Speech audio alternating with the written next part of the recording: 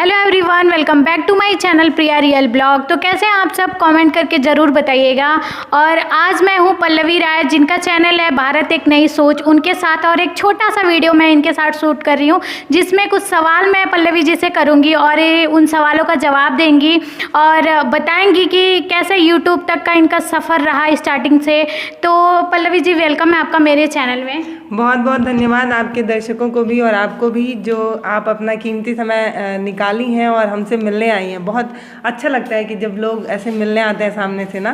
तो मेरा सवाल सबसे पहला ये है कि जब आपने YouTube स्टार्ट किया था तो क्या सोच के किया था, कि आपका क्या एम था YouTube स्टार्ट करने को लेके?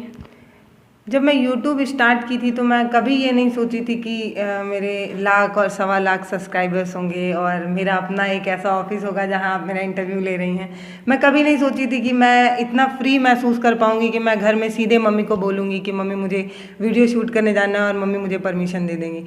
मेरी लड़ाई ना बहुत छोटे से शुरू हुई थी। मैं अपने गाँव में जब लड़कियों को देखती थी जिनको पता ही नहीं है कि फ्यूचर में क्या करना है, माँ बाप उनको 9 तक पढ़ा देते हैं और उनकी शादी करते थे और लड़कियां भी खुशी खुशी तैयार थी।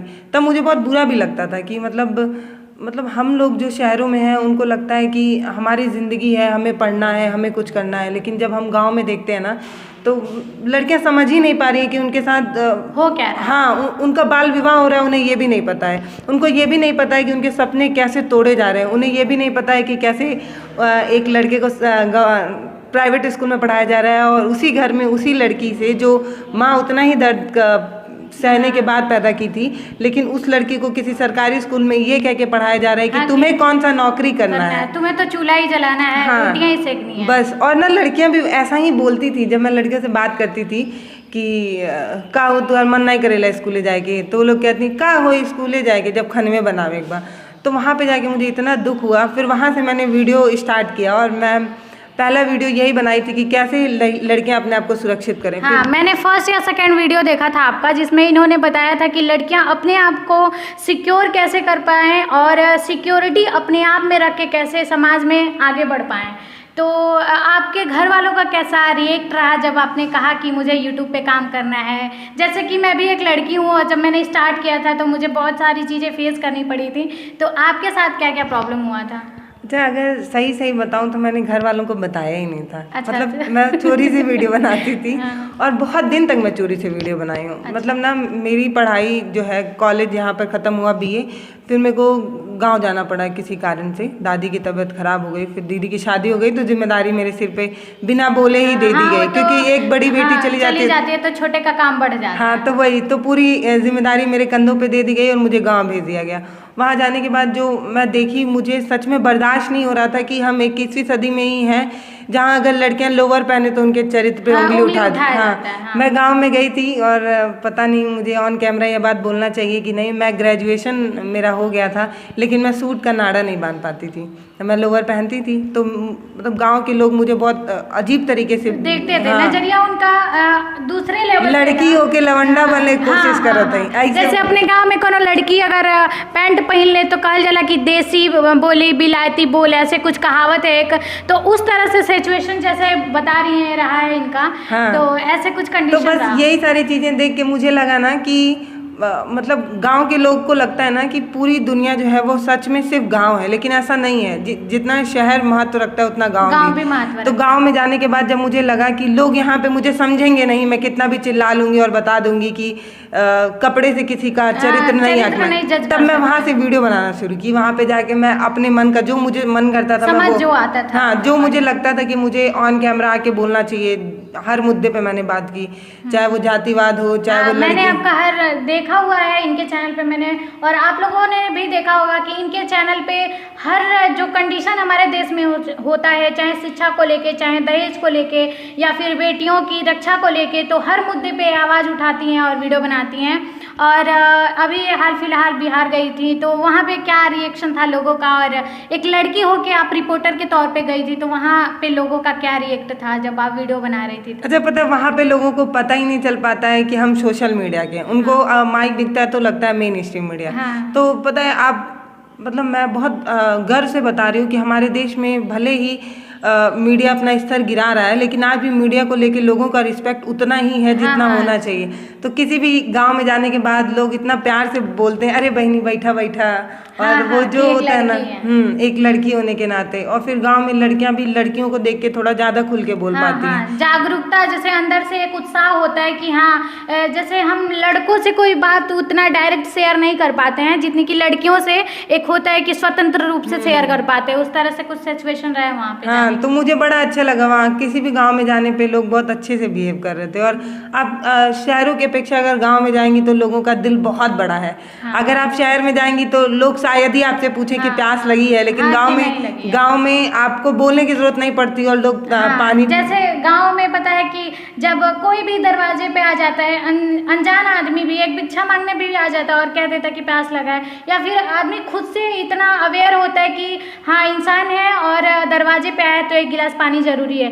उतना शहरों में नहीं होता है। गाँव में लोगों की ये सोच है कि अतिथि देवो भव, जो अतिथि है वो भगवान के रूप में हमारे घर आए तो उसको बिना पानी पिलाए नहीं भेजना है। तो ये चीज़ें हैं। और गांव में लोगों का सोच जो है ना, वो अभी इंसानियत बहुत ज़्यादा बची हुई है गांव में। शहर में मुझे लगता है कम हो गई है। अगर आप स्कूटी से चल रही और आप गिर जाएंगी ना तो अगल बगल के लोग निकल जाते हैं, वो नहीं उठाते हैं। लेकिन गांव में है तो लोग इकट्ठा हो जाते हैं कि किसकी बेटी है और क्या हो गया है, कि लाओ देख लेते हैं।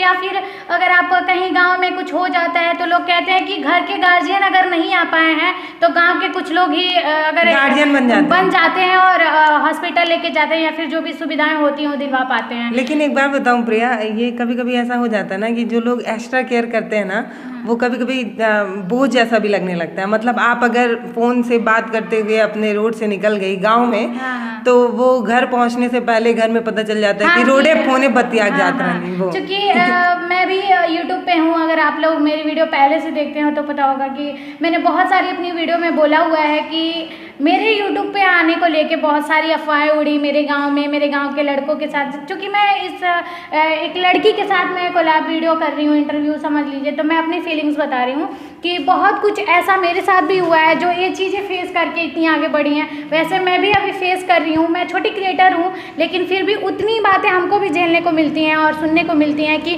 फला की लड़की है। जैसे आपको सुनने को मिला स्टार्टिंग में, वैसे मुझे भी सुनने को मिलता है। तो आपका फैमिली मेम्बर जब आपके घर वाले जाने कि आप यूट्यूब वीडियो बनाती हैं तो क्या रिएक्शन रहा उन लोगों का? क्योंकि मैं गांव शिफ्ट हो गई थी तो मम्मी और भैया शहर में रहते थे, दादी रहती थी गांव में।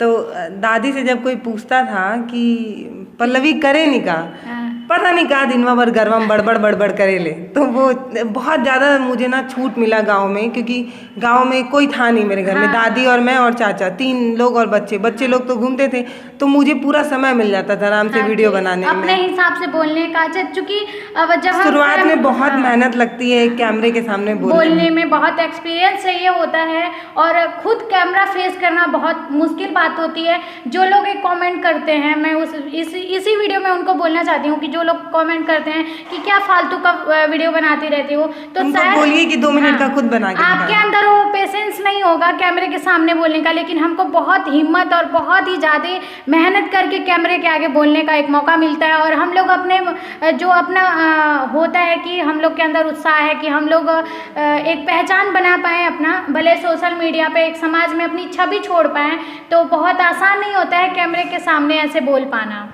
और आपकी पढ़ाई लिखाई तो आपने बताया कि अभी बीए किया आपने? नहीं, अब प्रेजेंट टाइम में तो मैं पोस्ट ग्रेजुएट हूँ। इसके अलावा मैं गोरखपुर यूनिवर्सिटी से पत्रकारिता कर रही हूँ लोगों के कहने पे। क्योंकि नहीं, अगर आप इस फील्ड में हैं तो ये कॉमन सी बात है कि आपको ये करना ज़रूरी है। नहीं, ज़रूरी नहीं है। अगर आप पत्रकार बनने का ख्वाहिश रखते हैं या रखती हैं, ये मैं आपको बता दूं, आपके दर्शकों को भी पता चले जो ये वीडियो देख रहे हैं, ये बहुत ज़रूरी है आप ये चीज़ें जानें।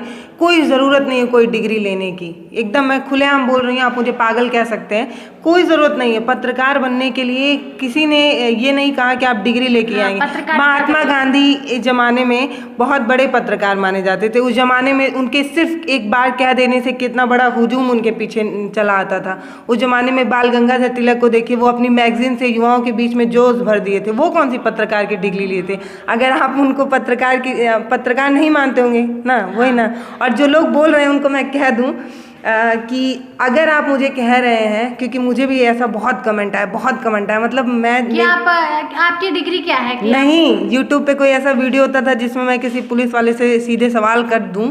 मेरे कई ऐसे वीडियोस हैं जो मतलब सब इंस्पेक्टर से लेके इंस्पेक्टर तक मैंने सीधे सवाल किया है कि ये बताइए आप तनख्वाह लेके तोंद फुलाएंगे कि काम भी करेंगे। तो लोग मुझे सीधे कमेंट करते थे कि आप कौन होती हैं उनसे पूछने वाली, और आपकी डिग्री ही क्या है ऐसे, और आपका कोई हक नहीं बनता कि आप वर्दी में किसी जो वर्दी में इंसान है आप उससे इस तरीके से बात करें। तब मुझे लोगों ने इतना मुझे टोका ना कि डिग्री लेना बहुत ज़रूरी है, बिना पढ़ी लिखी गंवार, ऐसा कमेंट आने लगा।